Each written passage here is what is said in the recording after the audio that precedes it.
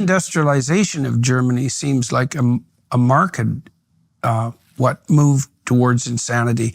You have this remarkable situation where China and India are industrializing at a rate that leaves Europe and its negligible effect on the environment in the dust, and increasingly so, and at an ever-accelerating rate. All of the industry that's leaving Europe and the West in general is localizing in China and in India. China's building coal-fired plants at a rate that's just staggering. Yeah. And we all breathe the same atmosphere. The whole bloody climate change narrative is a scam and a lie. It is a scam. And you know, and it's a remarkable and destructive thing to see. So there's two things happening, maybe, if you think about this, partly sociologically and partly psychologically. It's the pernicious combination of two trends. I know that in principle, the EU was established on the basis of stated respect for the principle of subsidiarity, which is a principle I only discovered probably about 5 years ago, that has been the time-tested alternative to tyrant and slaves. And the idea is a graduated hierarchy of responsibility from the individual upward, with as much power pushed down to the lowest possible level as can be managed, so that the centralized authority has a very delimited scope of responsibility and authority. Okay, so now you fragment that, and so there's way too much power at the top and not nearly enough authority or responsibility at the bottom, which is also very convenient for people who don't want to take responsibility. And then, as you said, that abstracts the political process so completely that it's hard to keep the elected officials, let's say, responsible for their actions.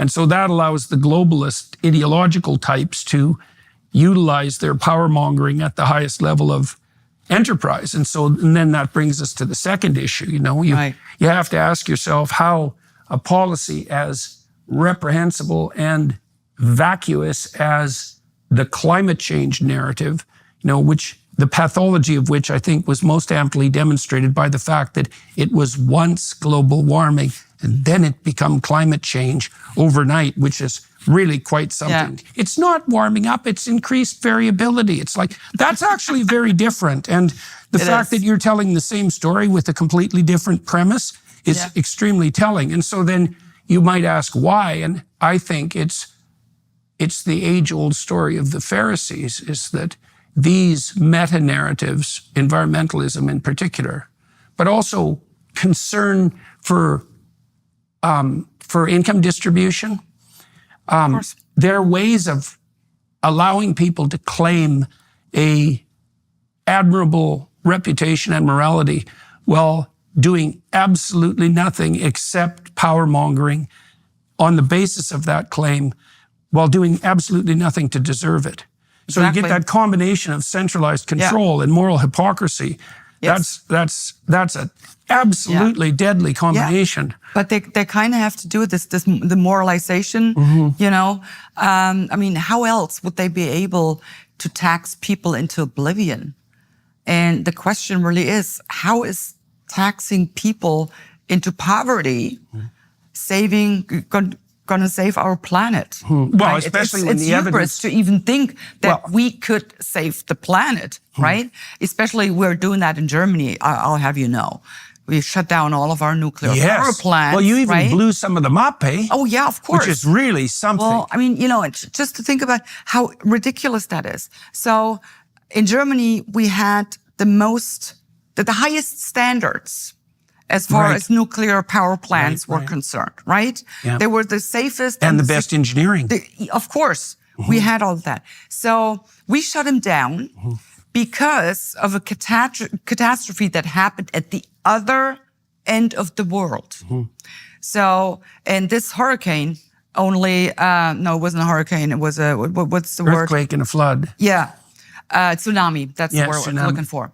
So it destroyed one power plant in Japan, but this very same tsunami that never reached Germany destroyed all of the power plants in Germany. And what did we do? So we shut them all down. Angela Merkel, once again, wanting to, appease just about everyone. She declared the moratorium back then. So they were all shut down immediately. And then they were taken out of commission, Despite gradually. the Greens' emphasis on carbon dioxide being the world's most toxic poison. Right. Yeah. So we shut them all down. And instead we, putting these solar panels on prime farmland, by the way, erecting these windmills. I mean, Germany, we have beautiful old forests. They're hundreds and hundreds of years old. We're just tearing them down to erect these ridiculous windmills. But solar... Germany isn't one of the world's sunniest countries, and it's also notorious for, what do you call those, wind droughts? Yeah, there's no wind at all. And see, and that's the funny thing. All of Europe pretty much is in the same kind of condition as far as winds and that type of stuff is concerned. So it's not like if the wind in Germany isn't blowing, well, then it might be blowing in Spain, so they can. No, then the wind is not blowing anywhere all over Europe. So it's totally ridiculous. So we're tearing down our nuclear power plants, highest standard ever, and but we are buying now the nuclear power from France or Poland or, the Eastern European countries because they're building nuclear power plants. Right. So, I mean, anyone with 2 brain cells left intact really has to see how this is the biggest scam ever. Well, and what I understand, and correct me if I'm wrong, is that you gave the Greens a certain amount of credit earlier in our discussion. Very limited credit. Right. But you said that when the movement started, that there was some reason to make environmental concerns part of the conversation, and that was reasonable. But let's say that the Green aim was to produce at minimum a decrease in pollution, even if there was some additional economic cost associated with that. The idea being better to pay in the short term than the long-term climate catastrophe, and so it's actually an investment. You know the rationale. Yeah. And that would be fine if the policies that the green income redistributors, because those seem to go together, if the policies they insisted upon actually produced the outcome they themselves desired. But my understanding in Germany is that now electricity there, like it is in the UK, is prohibitively expensive, which is a complete catastrophe with regards to competitiveness and has resulted in, it's part of the cause of the de-industrialization that you described. But worse than that, and in particular because Germany shut down its nuclear plants, which were carbon dioxide free, Germany has had to rely on coal burning plants to fill the gap left by the unreliable solar and wind energy. And many of the coal burning plants burn lignite, which is the most polluting form of coal. It's the cheapest, but also the most polluting. And so Germany now has electricity that's about 5 times higher than it should be in terms of cost, which is really, really hard on poor people. And they pollute more per unit of electricity than they did before.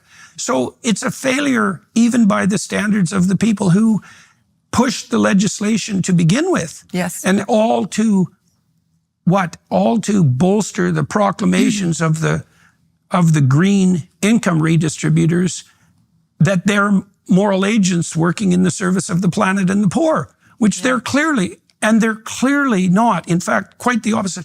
There's been some psychological studies recently on the psychological predictors of support for income redistribution.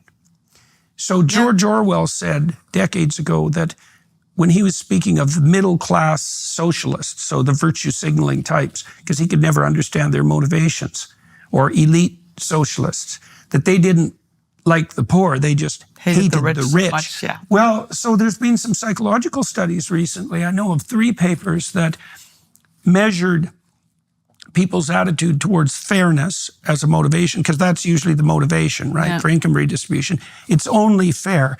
Compassion and malicious envy. Yeah. Right. Fairness didn't predict support for income redistribution. at all. Zero. Compassion Exactly. predicted a little bit, but the biggest predictor was malicious envy, right? So Yeah. it really is a destructive, It is. a destructive ideology masquerading as compassion and worship of